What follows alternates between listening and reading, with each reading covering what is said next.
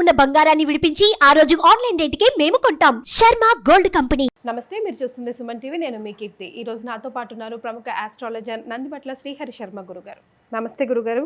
వాగర్థావివ సంపృక్తౌ వాగర్థ ప్రతిపత్తయే జగతః పితరౌ వందే పార్వతీ పరమేశ్వరౌ. సదాశివసమారంభాం శంకరాచార్య మధ్యమాం అస్మదాచార్య పర్యంతం వందే గురు పరంపరాం. ఆదిత్యాయ చ సోమాయ మంగళాయ బుధాయ చ గురుశుక్ర శనిభ్యశ్చ రాహవే కేతవే నమః. శృంగేరి జగద్గురు పీఠాధిపతులకి కంచి పీఠాధిపతులకి నమస్కారములు తెలియజేసుకుంటూ కార్యక్రమాన్ని ప్రారంభిద్దాం. గురుగారు, ఈ మధ్య తిరుమల తిరుపతి పవిత్రమైన లడ్డుకి సంబంధించి ఎన్నో రకాల వార్తలు వస్తున్నాయి కదా, దానిపైన మీ స్పందన ఏంటి? అవునమ్మా, మనం గత 2 రోజులుగా మనం చూసుకున్నట్లయితే ఒక భారతదేశమనే కాదు, యావత్ ప్రపంచ దేశంలో ఉన్నటువంటి సనాతన ధర్మాన్ని పాటించే వాళ్ళకందరికీ కూడా ఒక బాధాకరమైనటువంటి వార్త ఇది చెప్పవచ్చు. ఎందుకనంటే కలియుగ దేవత అమ్మ, కలియుగ అర్చామూర్తి, స్వయం ప్రకటితమైనటువంటి దైవము. మనకు ఎన్నిసార్లు వెళ్ళినా మళ్ళీ మళ్ళీ సందర్శించుకునే క్షేత్రం ఏదయ్యా ఉందనంటే ఒక తిరుపతి మాత్రమే. ఒకసారి చార్ధామ్ యాత్ర చేస్తే చాలా అనిపిస్తుంది. ఒకసారి శ్రీశైలం వెళ్ళొచ్చినా మళ్ళీ ఎప్పుడో 3-4 సంవత్సరాలకి వెళ్తాం. కానీ ఇప్పటికీ కూడా అనేక కుటుంబాలలో సంవత్సరానికి ఒక్కసారిగా విధిగా ఈ యొక్క క్షేత్రానికి అనగా వెంకటేశ్వర స్వామి దర్శించుకుని వచ్చేవాళ్ళు ఉన్నారు, ప్రతి నెల దర్శించుకునే వాళ్ళు ఉన్నారు, 6 నెలలకు ఒకసారి దర్శించుకునే వాళ్ళు ఉన్నారు. అంతేకాకుండా కేవలం ఈ యొక్క ఇబ్బంది కలిగినటువంటి గత 2-3 రోజుల నుంచి మనం వింటున్నటువంటి వార్త ఏదైతే ఉందో ఆ వార్త ఇబ్బంది మన తెలుగు రాష్ట్రాలకే కాదు, భారతదేశం యావత్తు కూడా కుదిపేస్తుంది, ప్రపంచవ్యాప్తంగా. ఎందుకంటే శ్రీమాన్ ముఖ్యమంత్రి చంద్రబాబు నాయుడు గారు ఎన్డీఏ సమావేశంలో తెలియచేయడం జరిగింది. ప్రపంచవ్యాప్తంగా ఇది బాగా ఒక ప్రకంపనలను సృష్టిస్తుందని చెప్పవచ్చు. కాకపోతే ఎందుకు ఈ విధంగా చేయాల్సింది, హిందువుల మనోభావాలు పూర్తిగా దెబ్బతిన్నట్టే లెక్కమ్మ. ఎందుకనంటే ఏ ఇంట్లోనైనా కానీ స్వామిని దర్శనం చేసుకొని తిరుపతి లడ్డు తీసుకొని వచ్చిన తర్వాత ఆ వెంకటేశ్వర స్వామి దగ్గర దీపారాధన చేసి స్వామి సుప్రభాత అవన్నీ చదువుకొని తిరుపతి లడ్డూని అందరికీ కూడాను పంచే పవిత్ర కార్యముగా చూసుకునేటువంటి వ్యవస్థ దొరకకపోతే కూడా ఎవరు మనం తరపున బంధువులు కానీ స్నేహితులు కానీ ఎవరు వెళ్తున్నా మాకు ఒక లడ్డు పట్టుకురావయ్యా అని చెప్పి మనం ప్రేమగా అడిగేటువంటిది. అసలు ఆ సువాసన కానీ ఆ లడ్డూ కానీ అసలు మనము తన్మయత్వంతో ఉండిపోవాల్సింది. ఎందుకంటే అందులో వాడబడేటువంటి ప్రతి వస్తువు కూడాను ఆధ్యాత్మిక దైవిక చింతనకి మారుపేరుగా ఉండేటువంటి వస్తువుల్ని, ప్రతిదీ కూడాను కల్తీ లేకుండా గత కొన్ని సంవత్సరాలుగా మనం ఉన్నటువంటి స్థితి నుంచి ఈ రోజున గత కొన్ని సంవత్సరాలుగా ఆ తిరుపతి లడ్డూలో ఏదో జరుగుతుంది, దాని యొక్క ఫ్రాగ్రెన్స్ అంటే దాని యొక్క పవిత్రత ఏదో దెబ్బతింటుంది, ఇదివరకటిలాగా గుమగుమలు లేవు అనే వార్తని తరచూ మనం వింటున్నాం. ఇది ఎక్కడ లోపం జరిగింది, ఏ ప్రభుత్వం అనేది మనకు అప్రస్తుతం. కానీ ప్రభుత్వ జోక్యం అనేటువంటిది యొక్క టీటీడీలో ఉండడం వల్ల తద్వారా మనకు తీరని నష్టమే జరుగుతుందని చెప్పవచ్చు. ఎందుకనంటే ఒకప్పుడు ఇప్పుడు వివాదం అంతా ఏంటమ్మా, ఆ యొక్క లడ్డూలో ఉన్నటువంటి వాడబడినటువంటి నెయ్యిలోనే. ఆ యొక్క గుజరాత్లో ఉన్నటువంటి ల్యాబొరేటరీ ద్వారా తెలిసింది ఏంటి, edible oils, soya beans oil, soya నూనె, బీన్స్ నూనె, అలాగే ఫిష్ ఆయిల్, మరియు ఈ యొక్క జంతువుల కొవ్వుతో ఉన్నటువంటిది, పందిదో లేకపోతే ఎద్దుదో ఏ బర్రెదో మనకు తెలియదు, కానీ అందులో జంతువుల నుంచి చర్మము నుంచి వచ్చినటువంటి కొవ్వుల్ని కూడా వాడారు ఆ లడ్డు, తిరుపతి లడ్డూలు అని చెప్పి రిపోర్ట్స్ వచ్చాయి. రిపోర్ట్స్ వచ్చినప్పుడు ఇక్కడ మనం గమనించుకుంటే మరి గత కొన్ని సంవత్సరాలుగా లేనటువంటిది ఇప్పుడు ఎందుకు జరిగిందనంటే, ఈ యొక్క అటానమస్ బాడీ టీటీడీ అనేటువంటిది సర్వస్వతంత్రమైనటువంటి వ్యవస్థ, ప్రభుత్వ జోక్యము లేకుండా స్వతంత్రంగా నడిచేటువంటి వ్యవస్థ. దాన్ని బేస్ చేసుకొని అనేకమైనటువంటి విశ్వవిద్యాలయాలు కానీ, అనేక మంది వేద పండితుల యొక్క అధ్యయనం కానీ, అలాగే అనేక రకాలైనటువంటి స్వచ్ఛంద సేవా కార్యక్రమాలు ఆ టీటీడీ ద్వారా మనకు జరపబడుతున్నాయి.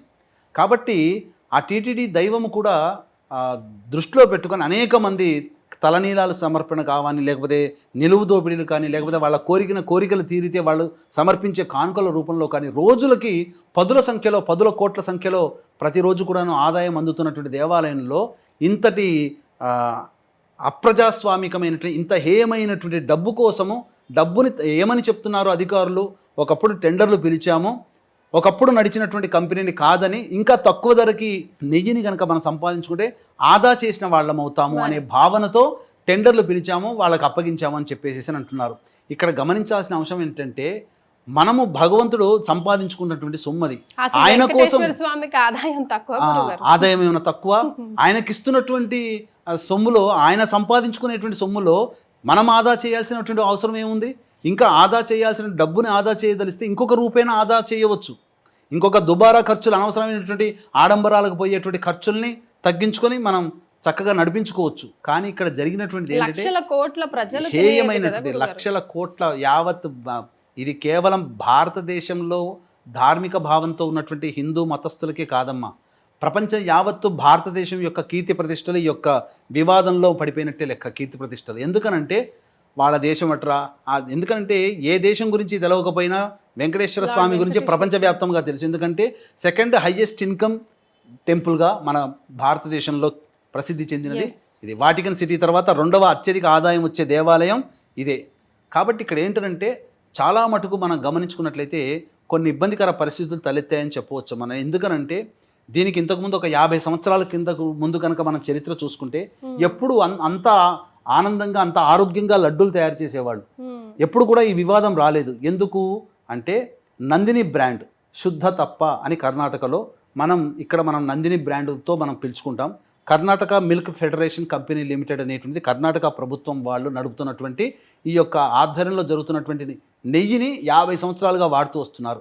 వాళ్ళు ఎటువంటి ప్రమాణాన్ని పాటించేవారు అంటే వారు ముఖ్యంగా ఆధ్యాత్మిక పరులు. పైగా మనం తయారు చేసేటువంటి నెయ్యి ఏదైతే ఉందో అది దైవ కార్యానికి వినియోగిస్తున్నామని చెప్పి భావన చేసి సాధారణమైనటువంటి రుసువుతో భక్తి ప్రపత్తులతో లాభార్జన ధ్యేయంగా కాకుండా ప్రతిరోజు కూడాను అవసరమయ్యేటువంటి నెయ్యిని వాళ్ళు అందించేవాళ్ళు. ప్రతిరోజు కూడాను ఈ తిరుపతి దేవస్థానంలో 15 టన్నుల వరకు కూడా నెయ్యి వినియోగం అవసరం అవుతుంది.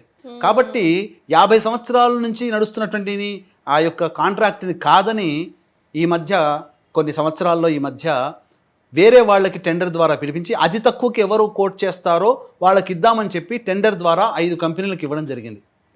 వాళ్ళలో ఒక కంపెనీ జరిగినటువంటిది ఏంటంటే అది చేస్తున్నటువంటిది ఏంటంటే ఇక్కడ మనం ఏదైనా ఒక పని చేస్తున్నప్పుడు మన ఇంట్లో ఒక ఫంక్షన్ పెట్టుకుంటామమ్మా, లేదా ఒక వస్తువు కొనుక్కుందామని వెళ్తాం. ఆ వస్తువు వాళ్ళు అమ్మగలిగే సామర్థ్యం ఉందా లేదా తెలుసుకొని కదా మనం కొనుక్కుంటాం. ఒక ఫంక్షన్ చేద్దాం, లేదా ఒక 10 మందికి భోజనం లేదా 100 మందికి భోజనం ఆర్డర్ ఇస్తాం.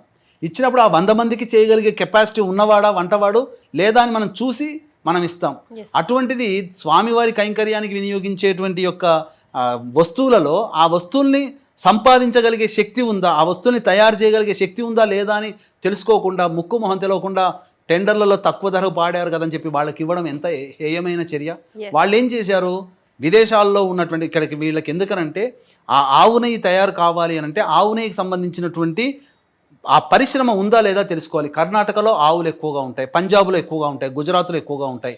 గుజరాత్ పంజాబ్ నుంచి ఇక్కడికి రవాణా చేసుకోవాలంటే ఖర్చు అధికమవుతుంది. కాబట్టి వాళ్ళు సప్లై చేస్తే ఎక్కువ రేటు ఉంటుంది. కాబట్టి కర్ణాటక మనకు దగ్గర కాబట్టి వాళ్ళు తక్కువ రేటుకి 50 సంవత్సరాల నుంచి మనకు ఇస్తూ ఉన్నారు. ఇప్పుడు మనకు ఉదాహరణకి మనం ఎక్కడైనా కానీ ఏదైనా గోశాలలో కనుక వెళితే 2000కి తక్కువ లేకుండా కిలో నెయ్యి దొరుకుతుంది.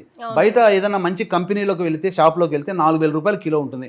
అదన్నీ కాదని అతి తక్కువ ధరకి ఆ Karnataka federation milk federation company వాళ్ళు ఇస్తున్నప్పుడు 50 సంవత్సరాల నుంచి లేనటువంటి సమస్య ఈ వీళ్ళని కాంట్రాక్ట్ని తప్పించి టెండర్ల రూపంలో 5 కంపెనీలకు ఇవ్వడం వల్లనే ఆ సమస్య తలెత్తింది. తద్వారా ఏమవుతుంది, వాళ్ళు ఏం చేశారు, ఒక కంపెనీ వాళ్ళు విదేశాల్లో బటర్ని దిగుమతి చేసుకున్నారు. విదేశంలో ఉండే బటర్ని దిగుమతి చేసుకుని ఇక్కడ బటర్ని కరిగించి అనగా వెన్నని కరిగించి నెయ్యి తయారు చేసి ఆ నెయ్యిని ఇందులో వాడేవాళ్ళు. తద్వారా ఏమవుతుంది, ఇక్కడ వీరికి స్వచ్ఛందంగా మంచి చేయాలని ఉండవచ్చు, కానీ వాడికి వెన్న దొరికే సౌలభ్యత లేకపోవడం వల్ల విదేశాల నుంచి దిగుమతి చేసుకున్నాడు. విదేశ వాళ్ళు ప్రామాణికాలు పాటిస్తాడని నమ్మకం ఏంటి, విదేశాల్లో ఉండేటువంటివి మన ఆవులు ఉండవు కదా, అక్కడ జెర్సీ ఆవులు ఉంటాయి. జెర్సీ ఆవులు అంటే క్రాస్ బ్రీడ్తో పుట్టినటువంటి ఆవులు. క్రాస్ బ్రీడ్తో పుట్టినటువంటి ఆవుల నుంచి తయారయ్యేటువంటి పాలని తాగడం కానీ వెన్నని వినియోగించుకోవడం కానీ ఇవన్నీ మార్పులు కానీ అనేక హేయమైన చర్య.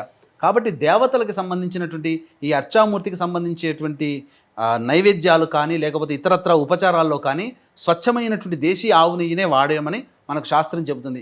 ఈ మధ్య మళ్ళీ ఈ యొక్క రోజులోనే 1-2 రోజుల్లోనే ఏం వివాదం చెప్తున్నారు, దేవుడికి సంబంధించి చేసేటువంటి కైంకర్యాలలో ఉపయోగించేటువంటి వస్తువులన్నీ కూడా ప్రామాణికంగా తీసుకొని చేస్తున్నాము, కాకపోతే మిగతా వాటిలో మాత్రం ఇలా టెండర్లు పిలిచాము, దేవుడికి మాత్రం మేము స్వచ్ఛంగానే మంచిగానే చేశాము అని చెప్తున్నారు. అంటే దేవుడికి ఒక పద్ధతి, ఆ దేవుడికి కైంకర్యంగా వినియోగించే లడ్డూలకి ఇంకొక పద్ధతిగానంటే. కాబట్టి ఇక్కడ హిందువుల మనోభావాలు అనేటువంటివి తగ్గాయి, హిందువుల మనోభావాలు మనల్ని ఇబ్బంది పెడుతున్నాయి. కాబట్టి ఇకనైనా కానీ తగు చర్యలు అనేటువంటి వాళ్ళు ప్రభుత్వ అధికారులు తీసుకోవాలి. ప్రభుత్వంలో పనిచేసేటువంటి వాళ్ళు ఎందుకనంటే ఆ పనిచేసేటువంటి వ్యక్తులందరూ కూడా హైందవ ధర్మాన్ని యాక్సెప్ట్ చేయగలిగి ఉండి ఆ దేవునికి నమస్కారం చేసుకొని కానీ విధుల్లో జాయిన్ అయ్యేటట్టుగా చూసుకోవాలి. అలాగే పాలక మండలి ఇప్పుడు చూశారనంటే ప్రభుత్వం మారినా ముఖ్యంగా మార్పు చేర్పులు మంత్రులు కేటాయించకుండానే ఫస్ట్ రేస్ మొదలవుతుంది. పాలక మండలిలో బోర్డు మెంబర్లుగా ఎవరని రాజకీయాలు అనేటువంటి వాళ్ళు వెళ్ళిపోతున్నారు. అంటే మంత్రుల శాఖలు ఎవరెవరికి కేటాయించాలో ఆ సందర్భం లేకుండానే ఫస్ట్ దీనికి సంబంధించినటువంటి బోర్డు పాలక చైర్మన్ కానీ మండలిల సభ్యులు కానీ రాజకీయ రంగు పులుకొని వాళ్ళు ఇందులో బోర్డు మెంబర్లుగా చలామణి అయిపోయి వాళ్ళు చెప్పిందే వేదంగా అవుతుంది. కాబట్టి బోర్డు అనేటువంటి ప్రక్షాళన జరగాలి. ముఖ్యంగా ఆధ్యాత్మికవేత్తలు ధార్మికవేత్తలు మాత్రమే బోర్డు చైర్మన్లుగా ఉండి మెంబర్లు కూడా వాళ్ళుగా ఉన్నట్లయితే భయభక్తులతో దైవం, ఎందుకంటే కలియుగ దైవంతో ఆటలాడకూడదమ్మా. కలియుగ దైవము అనేటువంటిది నిత్యమై సత్యమై అనునిత్యమై మన వెంట ఉన్నటువంటి దైవము వెంకటేశ్వర స్వామి. ప్రతి లెక్క రాసుకునే ఆయన ఈ లెక్క కూడా ఉంటుంది. ఆ లెక్కలు కూడా కొన్ని సంఘటనలు సరిచేశాడు. ఈవోగా పనిచేసినటువంటి ఒక వ్యక్తి తన కొడుకు నిశ్చితార్థం అయిపోగానే ఆ యొక్క దుర్మార్గ కార్యక్రమాల ప్రభావానికి పాల్పడడం వల్ల ఆ వ్యక్తి పెళ్లి నిశ్చితార్థం అయినా పెళ్లి కాకుండానే చనిపోవడం జరిగింది. కాబట్టి ఇవి అనేక సంఘటనలు దైవం ఉంది అని నిరూపించడానికి ఇన్ని దెబ్బలు తగులుతున్నా మళ్ళీ అదే తప్పులు చేయడం అనేటువంటిది హేయమైన చర్య. హిందువుల మనోభావాలు దెబ్బతిన్నవి, ఇందులో ఏమాత్రం సందేహం లేదు. ఇకనైనా కానీ చెడులో మంచి వెతుక్కునే స్వభావం మనకు ఉన్నది కాబట్టి ఈ చెడు అనేటువంటిది అందరినీ ఒకసారి గగుర్పాటు కొలిచింది. ఈ తర్వాత ఇప్పుడైనా కానీ ఆ టీటీడీ బోర్డు అనేటువంటి ప్రక్షాళన జరిగి అందులో పనిచేసే వాళ్ళందరూ కూడా వెంకటేశ్వర స్వామికి అనురక్తులై ఉన్నట్టుగా భావన చేస్తూ ఇప్పుడు అన్ని పంచు సిస్టంలో పెట్టుకొచ్చారు కదమ్మా. ఈ పంచు సిస్టమ్ రాగానే పంచు పెడుతున్నప్పుడే పైన దేవుడు మన వెంకటేశ్వర స్వామి అలివేలమంగా ఉండాలి. పంచు కొట్టడానికంటే ముందే ఒకసారి ఆ దేవునికి నమస్కారం చేసుకొని పంచు కొట్టి విధుల్లో జాయిన్ అయిపోవాలి. వెనకాల ఆ విధుల్లో జాయిన్ అయ్యే చోట ఎక్కడ కనబడ్డా కానీ అందరికీ కనబడే విధంగా ఆ స్వామి ఫోటో అక్కడ ఉండి తీరాలి. ఆ విధంగా ఉంటేనే, ఎందుకనంటే ఇప్పుడు ఇతర మతస్థులు కూడా ఈ కార్యక్రమాల్లో పనిచేయడం వల్ల వాళ్ళకి మన దైవం పట్ల చులకన చూపుంటుంది. అంటే ఇప్పుడు మీకు ఒక ఉదాహరణ చెప్తానమ్మా. మన ఇంట్లో ఏదైనా ఇబ్బంది వస్తే మన ఇంటికి కానీ రిపేర్ చేసుకుంటే మనం శ్రద్ధతో మనం చేసుకుంటాం. పక్కింటి వాడి ఇంట్లోకి వెళ్ళి వాడింటికి ఏదైనా ఇబ్బంది అయితే ప్లాస్టింగ్ మనమే వేసి, గోడలకి పెయింట్ మనమే వేసి, గేటు పాడైతే గేటును మనమే సరిచేస్తామా? మనకు సంబంధం లేదు, అది పక్కవాడిల్లు. మరి వేరే మతస్థుడికి మన మతంలో ఉన్నటువంటి సంస్థల్లో ఉద్యోగం చేస్తున్నప్పుడు వాడికి సప్లై చేసేవాళ్ళు వాళ్ళు ఇతరులు అయ్యారనుకో, వాళ్ళు మంచి నాణ్యత కలిగినటువంటిది ఇవ్వాలని రూల్ ఇవ్వరు. కాబట్టి వాటికన్ సిటీలో మీరు పోయి ఎవరైనా కానీ ఉద్యోగం చేస్తున్నారా వేరే అదర్ కంట్రీ వాళ్ళు, అదర్ రిలీజియన్ వాళ్ళు వాటికన్ సిటీలో వాళ్ళ చర్చిలో మనం చేయగలుగుతామా? చేయలేం.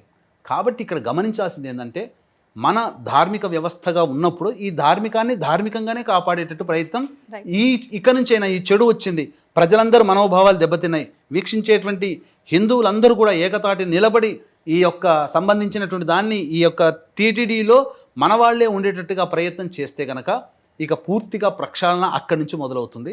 తర్వాత బోర్డు మెంబర్లు వీళ్ళందరూ కూడా ధార్మికవేత్తలు ఉంటే ఖచ్చితంగా ఆ టీటీడీ యొక్క ఔన్నత్యాన్ని ఉనికిని కాపాడుకున్న వాళ్ళం అవుతామని చెప్పడంలో ఏమాత్రం సందేహం లేదు. 100% గురుగారు. ధన్యవాదాలు.